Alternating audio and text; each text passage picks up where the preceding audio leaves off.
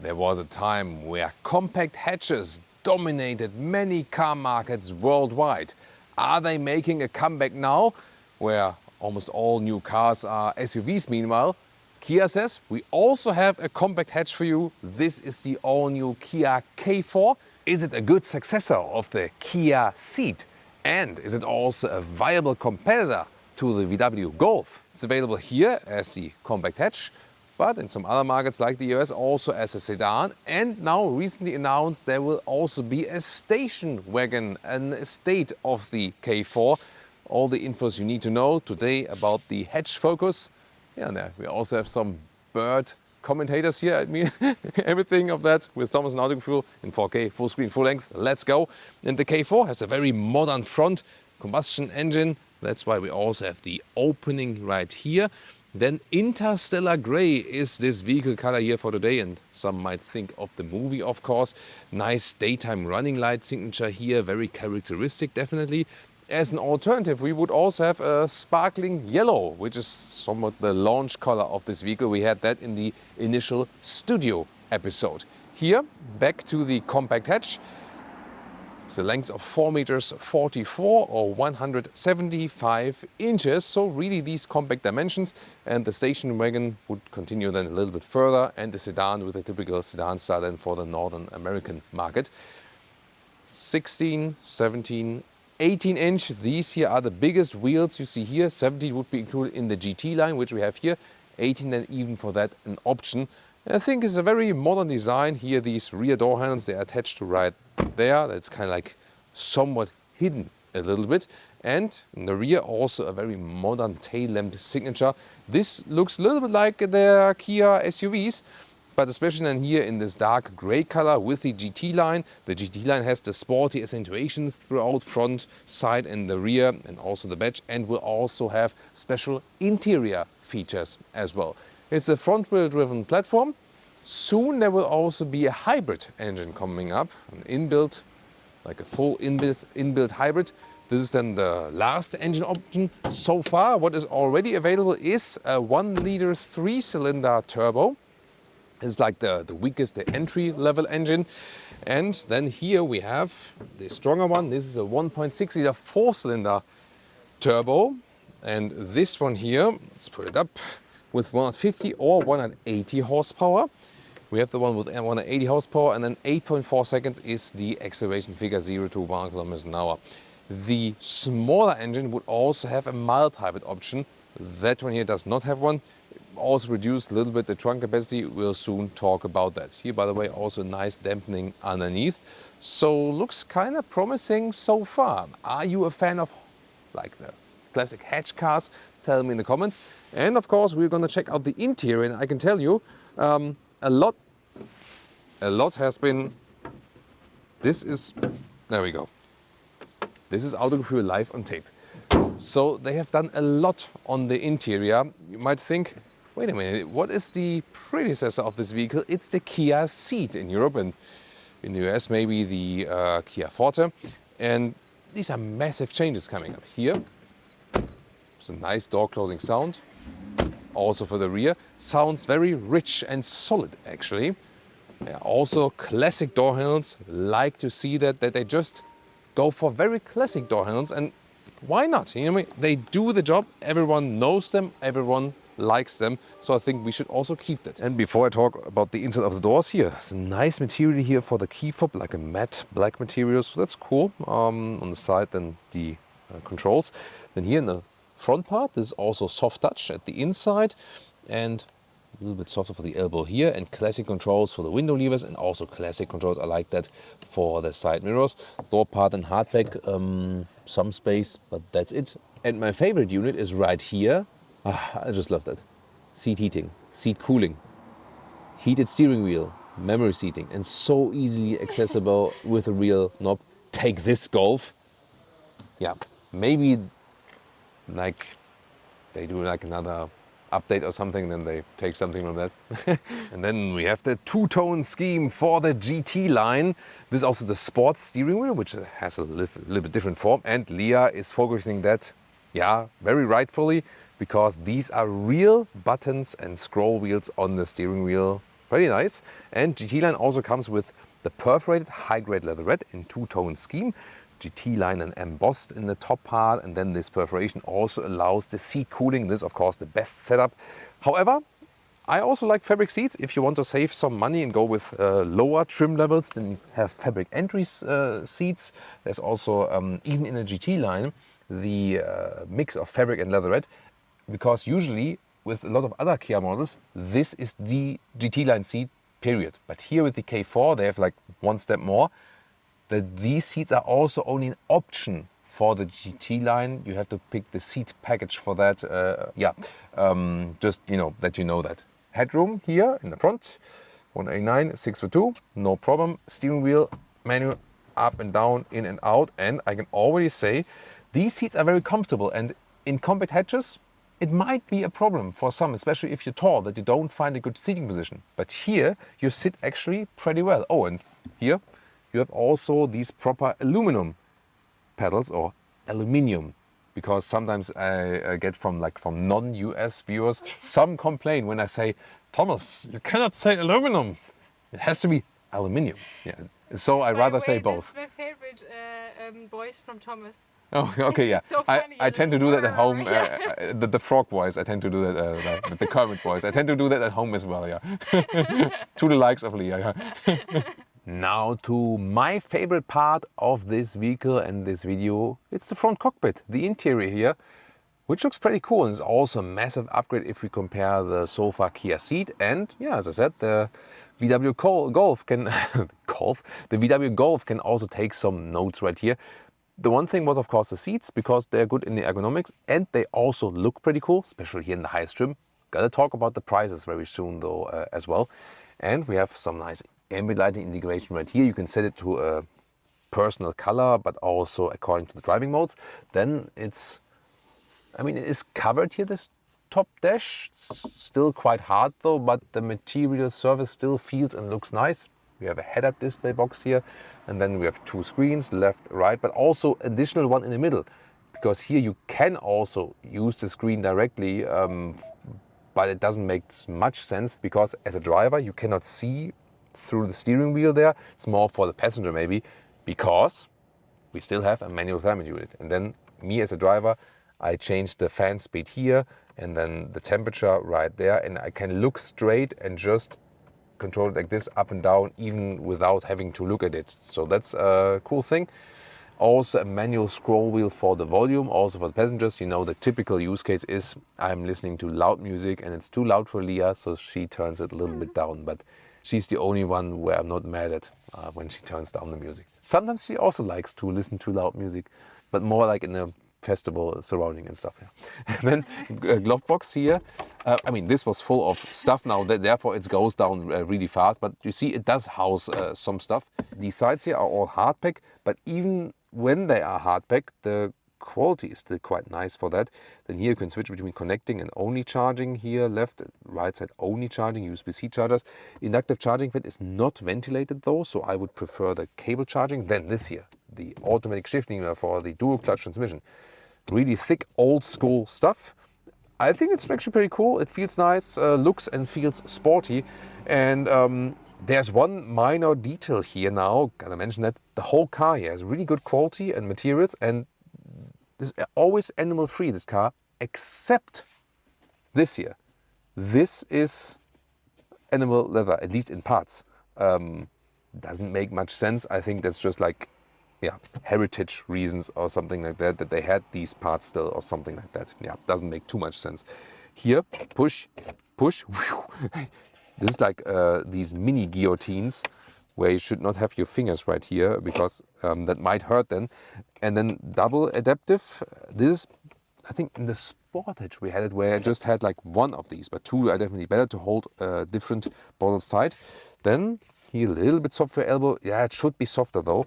You can put a lot of clutter in here. This is like really that deep, but we had put all the filming clutter in here. And let's see, this also doesn't fall down quickly, only then here. So that's actually fine. So I'm really happy with the interior quality. Large steering wheel also. Then here the shifting pedals. You can really shift the gears with that if you like that. And scrolling for volume here, right side, left side to change something in the digital instruments. You can really feel at home here, and it's a non-BS car. That means whatever you're searching, you find it. Oh, I want seat heating.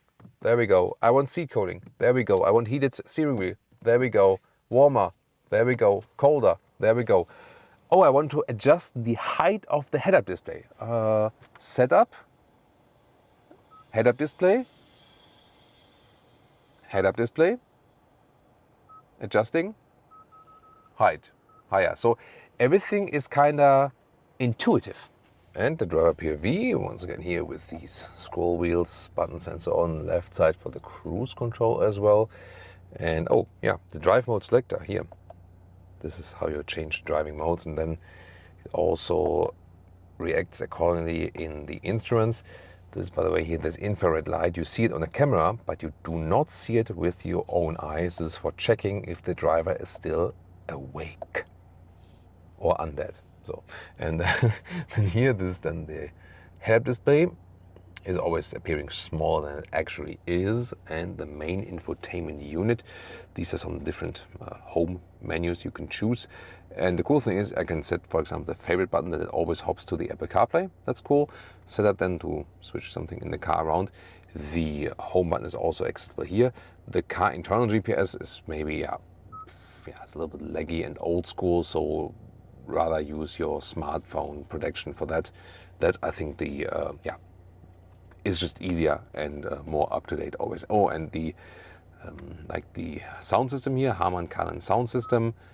We listen to that. We cannot show you all the music tracks because copyright and so on. But I can tell you it's really great sound. Now to the rear. First of all, the rear door. This is all hard pack. Then here's a little bit soft for the elbow, and you can even get here in the GT line optional with the seat package. Heated seats for the rear. That's actually quite nice, and a lot of space here for rear, in the rear for some bottles and so on. Then GT line also then with the perforated leatherette here in the rear. That's cool. Also feels nice. Isofix on the outsides each. Then we can pull down this with cup holders. These are not adaptive, but still good in quality. It's also a ski hatch you can pull out then here if you want to load things through.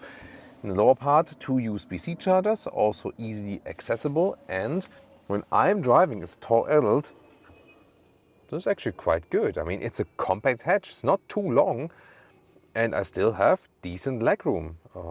That's actually quite nice. So in a lot of compact vehicles, I have less legroom, definitely.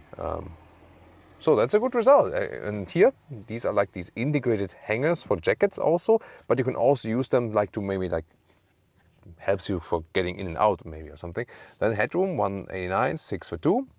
A lot of headroom left, no problem as for that.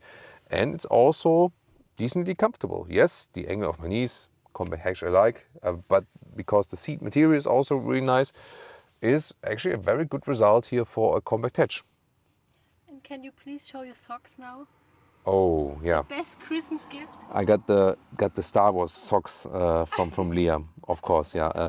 But I have to say, these are exclusive, only episode 1 to 6 socks. They are not socks for episode 7 to 9. Very important to note that. The classic hatch only needs a classic hatch here, and there's no electric function needed. You also have a nice handle here that you can grab it from the inside and easily also close it when it's, for example, raining outside. Camera is integrated right here. It's not hidden though, so might get dirty a little bit. And here you can see this new Kia logo. And then, let's check it out, 440 liters. Would be a little bit reduced when you have the mild hybrid though. This one fits in vertically, no problem, 1.40 meters in width. The standard length here is 85 centimeters, 33 inches. Underneath, some more space, like this. Looks like that it could also fit a replacement tire depending on the country version. You can also remove this one here completely. That would also work. Yeah, that's and here you have like an even transition, because then the total length to the front seats is 1.70 meters or 66 inches. Then we have this top cover here. There we go. Just pull it actually. That's a little bit easier. And then you can see you can also reach over and fold the seats.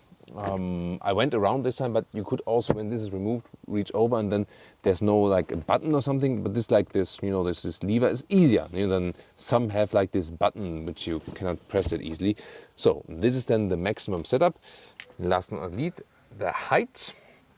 We are here at almost 70 centimeters or 27 inches. So I think well usable for being it only a hatch. You could also see here, due to the exterior form, the cutout here is also actually quite handy.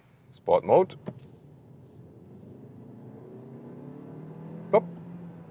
This was 30 to 60 at first acceleration with driving the Kia K4. And this here was a message that the speed limit now changed. And this is essentially a Golf competitor, as we said earlier, and the Kia Ceed successor, basically. Yeah, sometimes the warning messages are a little bit prominent, definitely. What you can do, however, here, press and hold the mute button, and then the acoustic speed warning chime is actually deactivated. Also, because sometimes, even if you stick to the speed limit and just have like 101 at 100, which is according to GPS still below 100, and it, you know, starts beeping with this EU law, and this you can eradicate with that. So we're driving here the 180 horsepower version, 1.6 liter 4-cylinder turbo engine. 8.4 seconds is the acceleration figure, and we start with some motorway driving here around the Barcelona area in Spain. And sport mode here, you have a little bit crisper throttle input, so to speak. Let's see if it changes anything from the steering. When we go back here to the normal mode, yeah, steering is a little bit lighter than in this case. Normal mode, you would rather pick for normal driving to relax and so on.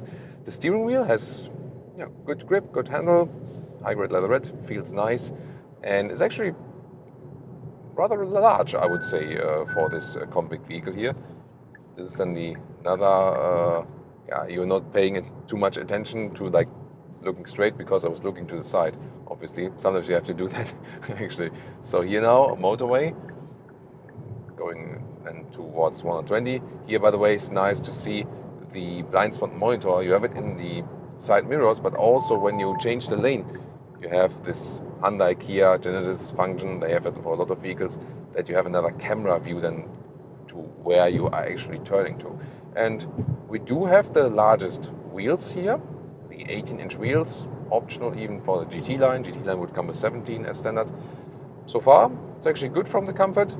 Suspension here seems to be a good compromise between sportiness and comfort. It is not soft, but it's also not too harsh. So not exactly like Golf GTI or something, but already that you have some contact to the road. Let's take it that way. Noise insulation here at 100 kilometers an hour so far is actually fine, not too loud. The tarmac here around the Barcelona area is also rather a rough tarmac, gotta say that. One more lane change here. Car is really stable. Good steering feel also, so there's a fine, sensitive input, not too much, but also no dead zone area here, so to speak. And then the seats, talked about that earlier, here with the top high-grade leatherette, which also has the ventilation function and also the seat heating, of course. And you can pick different seat materials, but it's actually a good comfort. So they really stepped up the game, the whole Kia brand, as for the seating comfort and the materials and so on. So good job, especially in the most recent years for that. So from the first driving impression, I can really say this is like really another level, like the Kia Ceed. So it's like, stepping up the game, and this can very well be a Golf competitor. It feels really solid. Also, just experienced here, like there's like this dip in the road. The car remained very calm and stable as for that. So it feels really nice. Your first impression? Yeah, very nice. Yeah. I'm happy. Yeah. Feeling happy as a passenger, Princess. So the good thing, of course, here we had a lot of EVs, because at this moment manufacturers are pushing EVs. All the new releases are like, a lot of them are EVs at this moment. So it's also good because no one is going all EV in yet as for the infrastructure and so on. So not everyone can go to EV now. So it's always good to present like a wide scale of drivetrains also for those who want to buy the combustion engines. And the good thing about this one here is that it feels really light because it's a compact hatch. Good dimensions, it's not too large, not too small. You can still do a lot of things with it. And it is still comfortable. That's to me one of the most important things, because when you drive a lot of the new SUVs, and also the SUV trend is getting more and more, even more SUVs here and there. And then you understand when you go out of an SUV into compact hatch or normal sedan, and say like, yeah, okay, I can understand because the SUVs are more comfortable with the seating position and so on. But this one here, since the seats are really nice, it's a good and comfortable seating position. And since you have a lot of luxury features, like even the seat cooling, you can really lift this to another level then. That's good. Good brake feeling also, that you can finely tune it. Let's also check out here the adaptive cruise control. So we have it here. See also then with the active lane keeping assist, if it's nervous or if it's rather calm. I mean, some minor corrections, but actually not too bad.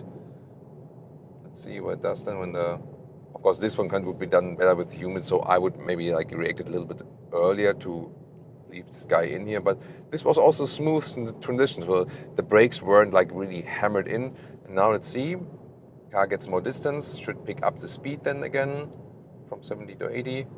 You can also rule the distance, by the way. If I say like, hey, I want like a little bit less distance, maybe you can also do that. Now also just with capacitive control of the assistance systems. So I just have to, hold on tight here, then the car still knows I'm here. Before in older systems, you always had like really pull at the steering wheel that it still knows you're there. So that is also then upgraded. There we go. There's also in the blind spot monitor, once again, if there's someone approaching, you have an additional acoustic warning as for that. So it has a very round and settled feeling. And that is something indeed where the Golf has been famous for, that you just start driving and everything just feels right, and you don't have to complain about this and this and this. Yeah, but with the all-new Golf generation, you will maybe remember our reviews from the initial launch of the new Golf generation. Had so many problems with that generation, and then step by step, they even out the software bugs, put some new stuff in there, facelifted it and so on, and yeah, meanwhile they're then on the level again. But this one here in this compact hatch segment, as for the first driving impressions, it's really on the game now. And of course, we want to know more about this when we drive it in a more agile way. Now some agile driving up the hill. That's going to be a lot of fun. We can also talk about the DCT dual clutch transmission we have in here. I mean, that huge shifting lever was pretty cool, definitely. It is really drawn back in a way of you don't feel much of the shifting, and that's of course for dual clutch transmission is a good thing, definitely. But that's more like when you drive motorway and city and so on, just does the job. You don't feel, you don't hear much from it. It's actually very smooth transitions from the gears. But how is it when we give it a little bit more push and, for example, also go for the sports mode? Here in the sport mode, it also shifts down a little bit earlier, for example. Here, once again, nice from the steering feeling. It's, by the way, a nice look out here on the city of Barcelona. There you can see Sagrada Familia on the right side. They're still building it. I think for, I don't know, 400 years or something. So there we go. But with the, in Cologne in Germany it was the same basically. So, and then here, once again, nice control from the steering, and you feel that the car is compact and light. It's actually a lot of fun to drive it. Good control from the brakes as well, nice braking feeling. And even here, the dual clutch transmission is, sometimes these DCTs, in German we would say like, verschluckt, like when you, like this, that there's something like, or stutter a little bit, but that doesn't happen here so far. So it's actually a good behavior of that one, that you can very well control it. So it is a very solid and comfortable compact hatch, but you can also have fun with it, and it doesn't need to be like an additional extra sporty version. I mean, Kia K4 GT, like a true GT, why not, you know, at some point maybe. Like Hyundai offers with their N, the true N models. Is of course not the main focus here, but good work, definitely. So here also the larger wheels, of course, give us like a little bit more contact. That feels really nice, and so far I haven't felt that there would be really uncomfortable or something. Leah still feeling all right, although, yeah, fine, yeah. Oh, that's a good sign, because like these serpentine roads, they're really tough on the passengers or co-drivers, as I call them usually. And that's a really good sign that she still feels all right. And the consumption, we did some, you know, like back and forth so that there's not too much topographic difference, and also like not too much difference overall. Pick this route with city traffic, inner city motorway, not too high speeds, but also some stop and go back and forth, which is of course not the coolest thing for a combustion engine. So here realistic consumption just close to 8 liters on 1 kilometer, 7.6, something like that. Is close to the WLTP range, maybe a little bit worse. I think that would be a realistic case then. This is here 29 mpg US, 35 mpg UK. So it's not the most efficient car here. The inbuilt hybrid that will come later, that one would score better results than hopefully. Well, that was a quite convincing ride here from the Kia K4, so a worthy successor to the Kia Ceed for sure, and definitely also now a hot competitor to the VW Golf and other compact hatches, or then the compact sedans on the US market, and soon also the compact wagons, the estates, when it comes as the K4 Sportswagon. Pricing starts with the hatch in the EU at about 30,000 euros, taking the German prices. Then you go 38,000 euros if you go for the top engine with the GT line. And if you add some more extras like the seat package and so on, then as it stands right now, the most expensive you can get is 42,700 euros. It's of course not cheap for a compact hatch. However, if we compare nowadays car prices and what you see, what you get for that, then, you know, like with cool seats and so on, and the quality and also the ride quality, it's still, I think, a decent offer overall. Or what do you think? Tell me your opinion in the comments. And now it's time to check out the competition.